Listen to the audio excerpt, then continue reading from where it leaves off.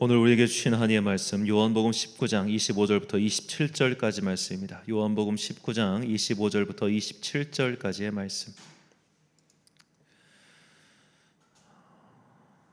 저와 함께 한 절씩 25절은 제가 26절, 성도님들이 27절은 함께 교독하겠습니다. 예수의 십자가 곁에는 그 어머니와 이모와 글로바의 아내 마리아와 막달라 마리아가 섰는지라. 예수께서 자기의 어머니와 사랑하시는 제자가 곁에 서 있는 것을 보시고 자기 어머니께 말씀하시되 여자여 보소서 아들이니이다 하시고 함께 읽습니다. 또 그 제자에게 이르시되 보라 내 어머니라 하신대 그때부터 그 제자가 자기 집에 모시니라. 아멘. 자신을 낮추는 기도란 제목으로 하나님의 말씀 선포하겠습니다. 자, 오늘 본문에 나온 예수님께서 사랑하시는 그 제자는 바로 사도 요한을 가리킵니다. 사도 요한이 쓴 신약성경 책의 요한복음, 요한서신, 그리고 그 유명한 요한계시록이 있죠. 자, 이렇게 그가 요한계시록까지 쓰게 된 아주 중요한 배경에는 예수님의 12 제자 중에 그만 유일하게 순교를 하지 않았기 때문입니다. 이제 여러 가지 역사상 기록에 따르면 정확한 연대는 우리가 알 수 없지만 대략 기원 후 95년경에 사도 요한이 반모섬에 유배되었다고 그렇게 나오고 있습니다. 그럼 대략 예수님께서 기원 후 33년경에 십자가에 달려 돌아가셨다고 하면 그는 예수님께서 십자가에 달려 돌아가신 이후 무려 60년 이상을 더 산 셈입니다. 그가 예수님보다 좀 어렵다고 쳐도 그는 대략 90세에 가까운 굉장히 오랜 세월을 살았던 것이죠. 자, 이때 그 90세까지 그가 장수한 것이 그에게 과연 내가 장수했다, 너무 좋다 이런 기분이었을까요? 아니었을 겁니다. 왜냐하면 그와 함께한 그 모든 세대의 사람들이 다 순교했기 때문입니다. 대략적인 연대에 따르면 사도 바울이 순교했을 때가 기원 후 65년경입니다. 베드로도 그와 비슷한 시기에 순교했을 겁니다. 그러니까 바울과 베드로가 순교한 이후로 그는 무려 30년을 더 산 셈입니다. 자, 그러면 그때 살아있는 그의 마음이 정말 평안하고 행복했을까요? 자신과 함께 동고동락했던 모든 동료가 다 순교했습니다. 자신만 지금 남아있는 겁니다. 그것이 어찌 보면 그에게 굉장히 큰 수치였을 수도 있어요. 다 죽었는데, 다 순교했는데, 다 저렇게 명예롭게 갔는데 왜 나만 이렇게 살아서 노구를 이끌고 남아있어야 되는가? 그런 마음이 그에게 분명히 있었을 것 같습니다. 하지만 그가 이렇게 순교하지 않고 살아남았던 것은 그가 순교가 두려웠기 때문이 아니라 주님께서 그에게 맡겨주신 특별한 사명이 있었기 때문이죠. 본문 27절 말씀입니다. 또 그 제자에게 이르시되 보라 내 어머니라 하신대 그때부터 그 제자가 자기 집에 모시니라. 아멘. 자, 예수님의 어머니 마리아에 대해서 주님께서는 이 사랑하는 제자 요한에게 내 어머니를 부탁한다라고 일종의 유언 같은, 사실 유언이 아니지만 유언 같은 말씀을 하셨습니다. 그래서 그때부터 사도 요한이 마리아를 모시고 살지요. 그럼 마리아는 도대체 몇 세에 죽었을까요? 이것도 정확한 연대를 알 수 없습니다만 여기서 이제 가톨릭의 주장과 이 개신교의 주장이 좀 갈립니다. 가톨릭 같은 경우는 성모, 몽소, 승천설이라고 해가지고 예수님께서 이제 부활하시고 다시 하늘로 올라가신 이후에 얼마 되지 않아 마리아 역시 승천했다라고 그렇게 가르칩니다. 이 마리아가 승천한 날을 승천 대축일이라고 해가지고 이 날이 8월 15일이에요. 그래서 그때는 굉장히 큰 가톨릭의 축일인데, 자, 우리는 그것을 믿지 않기 때문에 대체적으로 마리아가 언제까지 살았느냐, 여러 가지 기록에 따르면 그 마리아가 예루살렘에서 죽었다는 이야기도 있지만 그가 에베소에서 죽었다는 그런 이야기도 있습니다. 그리고 그녀는 굉장히 오래 살았다고 합니다. 자, 마리아가 굉장히 오래 살았기 때문에 덩달아서 요한 또한 순교할 수 있는 기회를 놓친 셈이죠. 그렇게 그는 어찌 보면 굉장히 미안한 마음으로, 때로는 오욕의 마음으로 그렇게 살아남았을 겁니다. 그가 얼마나 이 순교를 사모했을지에 대해서는 이 초대교회 사람들이 남겨놓은 이 순교자에 대한 어떻게 보면 헌사, 그런 것을 통해서 확인할 수 있습니다. 그 당시 사람들이 얼마나 순교를 대단하게 생각했느냐, 오늘날에도 물론 대단하지만 초대교회 교리에 따르면 구원의 필수적인 요건인데 그게 바로 세례였어요. 이것은 사실 우리도 그게 크게 다르지 않습니다. 다만 이제 좀 개신교 신학 같은 경우는 이런 물 세례보다는 조금 더 성령 세례를 좀 강조하는 경향성이 있지만 그 당시 초대교회 교리에는 반드시 세례자의 교육을 받고 세례를 하고 입교를 해야만 그에게 구원이 임한다, 그렇게 가르치고 있었어요. 그런데 이 세례에 들어가는 교육이, 세례자 교육이 무려 3년이었습니다. 3년. 이제 여기서 문제가 생겨요. 그럼 이 3년 동안 세례 교육 받다가 중간에 죽은 사람은 어떻게 되느냐? 세례 교육 받다가 중간에 죽은 사람. 그래서 만약에 그 사람이 병으로 중간에 죽게 되면은 죽기 직전에 이 사제, 그러니까 지도자가 가가지고 그에게 종부성사, 그러니까 죽기 전에 그에게 어떤 구원에 대한 문답을 하고 어떤 간이식으로 이렇게 머리에다 물을 묻히는 그런 세례를 해야 그가 구원을 받는다고 했는데, 그럼 그 외에 세례 교육 중에 순교 등으로 죽은 사람은 어떻게 되느냐? 그의 순교의 피가 세례를 대신한다고 했어요. 그러니까 순교하면 그에겐 한마디로 구원이 그냥 보장돼 있다는 겁니다. 세례를 받든 받지 않든 오직 순교, 그것이 너희의 구원을 보장해주는 가장 확실한 증거라고 그렇게 초대교회는 가르쳤죠. 그러니까 그의 사람들, 그의 주변 사람들은 다 순교해서 지금 구원을 받았잖아요. 근데 사도 요한만 지금 남아있는 거란 말이에요. 그게 마음속에 얼마나 원통한 마음, 한이 된 마음, 또 부끄러운 마음, 여러 가지 감정들이 있었겠죠. 하지만 그런 여러 가지 감정을 뒤로 한 채 그는 주님의 명령에 순종한 거예요. 이것이 오늘 우리가 꼭 봐야 할 사도 요한의 모습입니다. 자, 이렇게 사도 요한은 주님의 명령에 순종하는 사람이었어요. 자신의 공명심도 있었을 것이고 자신의 마음도 있었을 것이고 또 여러 가지 사람들의 시선 속에서 내가 이렇게 행동해야 되는데 그런 기대감도 있었을 텐데, 그런 모든 부담감을 다 뒤로 한 채 주님의 명령이니까 나는 따라야지 라는 마음이 있었던 사람입니다. 그는 그런 자신의 마음을 이 요한복음 속에 숨겨진 이야기처럼 담겨놨습니다. 그는 주님의 명령에 순종할 뿐만 아니라 주님께서 세우신 질서에도 순종해야 된다는 것을 우리에게 여러 가지 이야기를 통해서 가르쳐주고 있어요. 자, 이제 우리가 그 사도행전에 보면은 베드로와 요한이 함께 다닙니다. 그 말인즉 12 제자 안에서도 서로 필두를 다투는 두 인물이 있었는데 그게 베드로와 요한이었다는 거예요. 이 두 사람은 일종의 경쟁자 관계이기도 했고 서로 누가 위냐를 두고 어떻게 보면 경쟁 관계에 있는 그런 사이였다고 볼 수도 있습니다. 이 기록이 사실 요한복음에 조금씩 드러나고 있어요.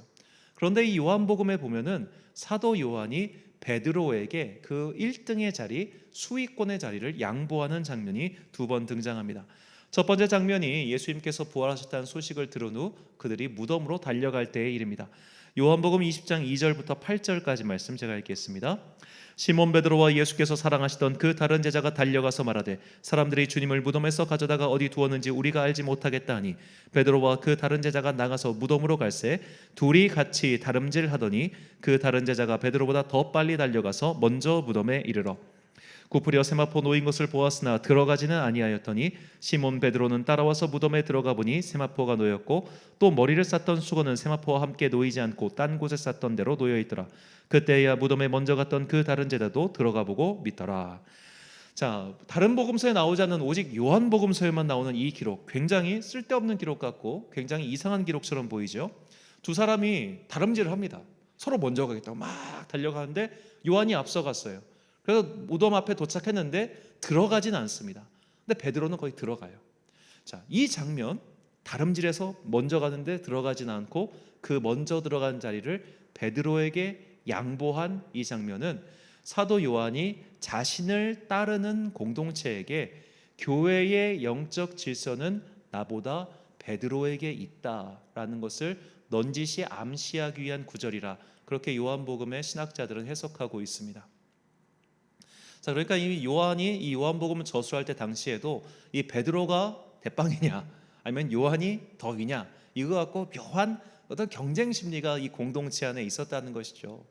그래서 어떻게 보면 요한은 이에 대해 쐐기를 받듯 그 다음 장인 요한복음 21장에 이런 기록도 남겨놓습니다. 요한복음 21장 7절 말씀, 예수께서 사랑하시는 그 제자가 베드로에게 이르되 주님이시라 하니 시몬 베드로가 벗고 있다가 주님이라 하는 말을 듣고 겉옷을 두른 후에 바다로 뛰어내리더라. 아멘. 자, 요한과 베드로를 위시한 몇 명 제자들이 다시 갈릴리로 돌아와 어부짓을 합니다. 어부일을 하는데 밤이 맞도록 수고한 게 없었어요. 그때 예수님께 나타나셔서 그물을 반대편에 던지라 하니까 그물에 많은 물고기가 잡힙니다. 그때 사도 요한이 저 멀리서 있는 예수님을 발견하고 주님이시다 라고 이야기를 해요. 그러자 베드로가 곧장 겉옷을 들고 물속으로 뛰어들어가서 주님께 헤엄을 쳐서 갑니다. 자, 이 장면이 되게 감동적으로 보이지만 사실 잘 생각해 보면은 배를 타고 가는 게 빠르겠어요? 헤엄쳐서 가는 게 빠르겠어요? 배를 타고 가는 게 빠르지. 당연히. 더구나 깊은 물속까지 있으면 당연히 더 배가 더 빠르죠. 그런데 왜 베드로가 물에 뛰어들어서 가는 장면을 굳이 기록해 두었을까요? 또 베드로는 왜 그 짓을 했을까요? 내가 그만큼 주님을 향한 열정이 더 크다는 거예요. 그것을 굳이 기록에 남겨놨다는 것은 그가 먼저가 되고 내가 뒤가 되어야 된다는 이 요한의 어떻게 보면 양보하는 마음, 또 교회의 질서에 순종하는 마음이 여기 담겨 있는 겁니다. 자, 그래서 요한은 하나님께서 질서의 하나님이시라는 걸 알았어요. 왜냐하면 어느 조직이든 간에 머리가 둘이 될 수는 없습니다. 그것은 교회도 마찬가지예요. 뭐 요새 이제 가끔씩 팀 목회, 뭐 여러 가지 그런 뭐 교회 지도자가 둘이 있는 그런 목회 있지만 사실 그거는 교회 법에도 맞지 않고, 왜냐하면 교회 법의 당회장은 한 명이기 때문에 그럴 수는 없습니다. 그러니까 여러 가지 여러 가지 사역별로 나눈다지 뭐 그런 여러 가지 방법들이 있지만 사실 어느 조직이나 결국 책임자는 한 명인 거예요. 리더는 한 명이고, 조직의 머리가 둘이 되면 그 조직은 금방 분열되고 와해가 돼버립니다. 그래서 항상 어느 조직이든 간에 2인자가 문제가 되잖아요. 측근이 문제가 되는 거이고, 교회도 마찬가지입니다. 교회에는 영적 질서가 있고 또한 교회에는 어쩔 수 없이 리더가 있어요. 좋든 나쁘든 간에 그 리더에게 내 자리를 양보하는 순종을 지금 사도 요한이 하고 있는 겁니다. 이렇게 함으로써 베드로에게 더 힘을 실어주는 것이죠. 그래서 우리가 사도행전에 보면은 사도 요한은 대사 한마디도 없습니다. 전반부는 베드로, 후반부는 바울밖에 이야기가 등장하지 않아요. 사도 요한이라는 인물이 굉장히 비중 있는 인물이었음에도 불구하고, 예수님께서 그에게 어머니 마리아를 맡기셨음에도 불구하고 요한은 이렇게 뒤로 빠져서 어떻게 보면 순종하는 모습을 보이죠. 그가 이렇게 교회의 질서에 순종하고 양보했던 것은 그의 마음속에 나를 위하는 마음보다 다른 사람을 사랑하는 마음이 더 컸기 때문입니다. 우리가 질서에 순종하는 것은 내가 그 사람보다 못해서가 아니에요. 오히려 그 사람보다 내가 더 넉넉하고 큰 마음을 갖고 있기 때문에 그를 세워주고 내가 뒤로 물러나주고, 그렇게 풍성한 사랑, 더 큰 사랑으로 그에게 양보해 주는 겁니다. 그래서 사도 요한은 우리에게 사랑에 대해서 이렇게 이야기합니다. 요한일서 4장 20절 말씀, 누구든지 하나님을 사랑하노라 하고 그 형제를 미워하면 이는 거짓말하는 자니 보는 바 그 형제를 사랑하지 아니하는 자는 보지 못하는 바 하나님을 사랑할 수 없느니라. 자, 형제를 사랑하기 때문에 순종해주고 형제를 사랑하기 때문에 양보해주는 것, 이것이 그리스도인에게 기본적으로 요구되는 소양이라는 겁니다. 저 사람이 나보다 능력이 없을 수 있어요. 저 사람이 나보다 못할 수 있어요. 하지만 내가 저 사람보다 더 큰 사랑을 갖고 있기에, 바꿔 말하자면 내가 주님께 더 큰 은혜를 받았기에 기꺼이 그 자리를 양보하는 겁니다. 오늘날 우리의 어떻게 보면 영적인 삶이 이렇게 과거의 사람들보다 풍성하지 못한 것은 사랑과 양보가 없기 때문은 아닌가, 그런 생각을 해봅니다. 예전에 초기 한국교회 아름다운 이야기 중 하나가 이자익 목사 이야기지 않습니까? 노비로 살던 이자익을 자신의 교회의 영수로 먼저 추대했던 그 놀라운 어떻게 보면 사랑과 양보, 질서에 대한 순종, 이런 것이 있었기 때문에 교회는 정말로 놀라운 기적의 현장이 될 수 있었죠. 마찬가지입니다. 우리가 우리의 삶 속에서 때로는 권위를 인정할 수 없는, 때로는 참 부족한 자를 내가 머리의 위에 모시고 살 수 있습니다. 그러나 그때도 더 큰 사랑, 그 큰 사랑으로 양보해주고 순종해주고 내 마음을 눌러주는 것, 이것이 주님께서 우리에게 원하시는 마음이죠. 주님은 심지어 이런 순종, 양보, 사랑, 헌신을 이 세상 사람들에 대해서도 우리에게 요구하고 계십니다. 베드로전서 2장 13절부터 18절까지 말씀입니다. 인간의 모든 제도를 주를 위하여 순종하되 혹은 위에 있는 왕이나 혹은 그가 악행하는 자를 징벌하고 선행한 자를 포상하기 위하여 보낸 총독에게 하라. 곧 선행으로 어리석은 사람들의 무식한 말을 막으시는 것이라. 너희는 자유가 있으나 그 자유로 악을 가리는 데 쓰지 말고 오직 하나님의 종과 같이 하라. 무사람을 공경하며 형제를 사랑하며 하나님을 두려워하며 왕을 존대하라. 사환들아 범사에 두려워함으로 주인들에게 순종하되 선하고 관용하는 자들에게만 아니라 또한 까다로운 자들에게도 그리하라. 아멘. 이거 참 어려운 말씀입니다. 위에 있는 자에게 순종하라. 뭐 오늘날 참 요새는 교회도 데모를 많이 해가지고 참 할 말이 없는데 이거 되게 어려운 말이에요. 분명히 우리의 마음속에 굉장히 갈등을 일으키는 말씀이죠. 위에 있는 권위에 순종하고 복종하라. 그런데 베드로 사도가 이것을 괜히 말하는 것이 아니라 우리가 뭔가 그들에게 비굴해야 되거나 아첨해야 돼서 이러는 것이 아니라 더 큰 사랑으로 그들을 깨우쳐주기 위해서 이렇게 순종하라를 분명히 가르쳐지고 있습니다. 이렇게 순종함으로써 더 큰 사랑으로 양보함으로써 우리는 무엇을 세우느냐? 바로 품위와 질서를 세워야 한다는 것이죠. 고린도전서 14장 39절과 40절 말씀. 그런즉 내 형제들아 예언하기를 사모하며 방언 말하기를 금하지 말라. 모든 것을 품위 있게 하고 질서 있게 하라. 아멘. 자, 이 품위 있게 하고 질서 있게 하라. 이것이 얼마나 중요한가? 이번 교회 안에서 왜 많은 목사들이 말하는 것처럼 40일 금식 기도한 권사님이 제일 무섭다고 이야기하겠습니까? 자기가 더 영적으로 권위 있다고 생각하거든요. 그런 사람 정말 많습니다. 내가 너보다 영적인 눈이 깨어 있어. 내가 너보다 영적으로 위야. 그런 분들은 설교가 아무것도 안 들어와요. 그런 분들 정말 교회마다 한두 번씩 꼭 있었던 것 같은데, 자, 그런 분들 때문에 사실 교회 안에 분열이 일어나요. 분열은 마귀가 가장 좋아하는 겁니다. 그러니까 내가 성령으로 충만한 사람인지 아니면 그 성령 충만이 사실 다른 영으로 충만한지 가장 알 수 있는 딱 분별점이 뭐냐? 순종하느냐, 순종하지 않느냐, 질서 있게 하느냐, 품위 있게 하느냐. 바로 여기서 딱 갈리는 겁니다. 내가 성령으로 충만하다 하면서 품위와 질서를 잃어버린 사람들, 결국 내가 충만하니까 난 내 맘대로 해도 돼 라고 하는 사람들은 어딜 가나 분열을 일으키는 마귀의 도구 노릇을 하게 됩니다. 안타까운 일이죠. 그렇기 때문에 오늘 우리는 이 주님의 명령에 순종해서 내 마음속에 있는 명예욕, 공명심 혹은 다른 사람들과 함께하고 싶은 그 모든 마음을 눌렀던 그 사도 요한처럼 우리 또한 하나님께 은혜를 받은 자로서 그런 모든 것들에 대해서 순종하고 양보하고 사랑으로 감싸주는 이런 행동이 필요하다는 겁니다. 제가 사실 저는 찬송을 잘 못 부릅니다. 특히 이제 영상으로 예배를 드리신 분들은 알겠지만 제가 찬송가를 부를 때 음이 조금씩 플랫되는 걸 다 아실 거예요. 음이 떨어집니다. 제 좀 창법에 문제가 있는지 하여튼 이거 제가 중학교 때부터 갖고 있던 좀 고질병과 같은데 제가 찬송을 잘 못해요. 찬양 인도도 잘 못하고. 자, 그러다 보니까 특히 이제 제가 예전 교회에 있을 때 이런 것들이 눈에 거슬리는 분들도 있었을 것 같아요. 특히 전공하신 분들, 성악 전공하신 분이 볼 때는 저 목사님 이렇게 음이 플랫이 돼. 왜 악보대로 안 불러? 이런 분들이 있었을 겁니다. 그런데 의외로 성도님들 가운데는 이거를 직접 지적하는 분들은 한 명도 보지 못했어요. 왜 그럴까요? 자기들도 못하거든. 실제로 이게 찬송가의 악보는 굉장히 어려운 악보입니다. 찬송가의 악보대로 찬양을 부를 수 있는 사람은 사실 굉장한 전문가예요. 그런데 이것에 대해서 목사가 못한다고 딱 지적하는 사람들이 없어요. 자기들도 못하니까. 그런데 유독 설교는 지적을 참 많이 해요. 왜 그럴까요? 자기들이 설교하는 것도 아니면서 내가 영적으로 교만하기 때문에 그래요. 내가 하면 저것보다 잘할 것 같거든. 왜 이렇게 설교를 못하냐고 그럴 것 같아요.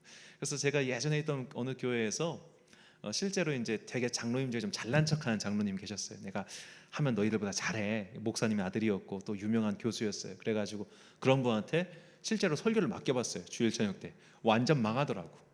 그래가지고 그 다음부터 교인들이 그냥 설교는 목사들이 해라 그러더라고요. 자, 막상 하면 제가 되게 잘할 것 같아. 나도 그런 마음이 있어.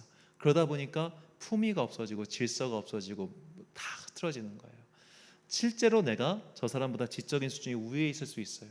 실제로 내가 저 사람보다 하면은 더 잘할 수 있을지도 몰라요. 하지만 요한이 베드로에게 양보한 것처럼, 요한이 베드로의 교회의 질서를 위해서 베드로보다 뒤에 있었던 것처럼, 내가 들어갈 수 있었는데 안 들어가잖아요. 그랬던 것처럼 나도 그냥 말이야 다른 사람한테 맡겨두고 나도 멋지게 순교할래 할 수 있었지만 안 했던 것처럼 우리는 그 정도를 넘어서지 않고 하나님을 위하여, 형제를 위하여, 교회를 위하여 순종하고 양보하고 사랑하며 덮어줄 줄 아는 그런 마음이 필요합니다. 그래서 주님께서는 우리에게 이렇게 말씀하셨습니다. 에베소서 5장 20절과 21절 말씀 같이 읽겠습니다. 시작. 범사에 우리 주 예수 그리스도의 이름으로 항상 아버지 하나님께 감사하며 그리스도를 경외함으로 피차 복종하라. 아멘. 사랑하는 천안 광성교회 성도 여러분, 그리고 이 금요일 저녁 기도에 함께 참여하고 계신 귀한 주님의 자녀 여러분, 우리가 사랑하기 때문에 서로 복종하는 겁니다. 사랑하기 때문에 서로 양보해 줄 수 있는 겁니다. 사랑하기 때문에 저 사람은 높아지고 나는 잠시 뒤로 물러날 수 있는 겁니다. 내가 이것을 하지 못한다면 사실 나의 마음속에 있는 것은 주님을 향한 사랑이 아니라 나를 향한 자기애가 가득하다는 증거예요. 나를 향한 자기애가 가득하기 때문에 양보할 수가 없는 겁니다. 나를 향한 자기애가 너무나 크기 때문에 내가 높아져야 되는 겁니다. 오늘날 수많은 사람들 가운데 날 좀 보소, 날 좀 보소, 내가 한 것 좀 보시오, 내가 이런 수고를 했어, 내가 이런 헌신을 했어, 그러니 무사람들이여 나를 와서 나를 좀 칭찬해줘 라고 말하는 수많은 사람들 가운데 과연 그리스도 예수를 향한 그 마음이 있습니까? 우리가 그런 마음이 있다면 우리는 모두 그런 것을 정욕으로 취급해서 십자가에 못 박아야 합니다. 그래서 사도 바울은 내가 날마다 죽노라라고 했습니다. 그도 얼마나 자기의 수고와 헌신을 자랑하고 싶었겠습니까? 부득불 자랑하고자 한다면 나도 자랑할 게 엄청 많은데, 그러나 그는 그런 마음들을 모두 날마다 십자가에 못 박고 나는 죽노라라고 고백한 거예요. 그렇기 때문에 그는 교회의 질서에 순종할 줄도 알았고 양보할 줄도 알았습니다. 무엇보다 사도 요한은 형제를 향한 사랑, 그리스도를 향한 사랑, 그리고 교회를 향한 사랑 속에 이런 질서에 순종하고 양보할 줄 알았습니다. 우리 또한 그런 마음이 있어야 됩니다. 내 마음 속에 나를 향한 사랑보다 더 큰 예수 그리스도를 향한 그 은혜에 대한 감사와 사랑이 있다면 우리는 누군가를 높여주고 그를 위해 양보해주고 그를 감싸주는 그 사랑의 행동을 그치지 않을 것입니다. 오늘 이 시간 내 마음 속에 있는 나를 향한 사랑을 모두 십자가에 못 박고 주님을 향한 사랑과 그 은혜에 대한 감사의 마음으로 가득 채워갑시다. 그때 우리는 비로소 형제를 진정으로 사랑하고 그의 이름을 높여주며 그에게 양보해주는 그리스도의 사람이 될 것입니다. 이 그리스도의 사랑으로 충만한 자들이 되기 위해서 오늘 이 시간 다 같이 찬양하고 기도하겠습니다. 은혜를 감사하는 마음으로 우리 은혜 찬양 부른 후에 함께 기도하겠습니다.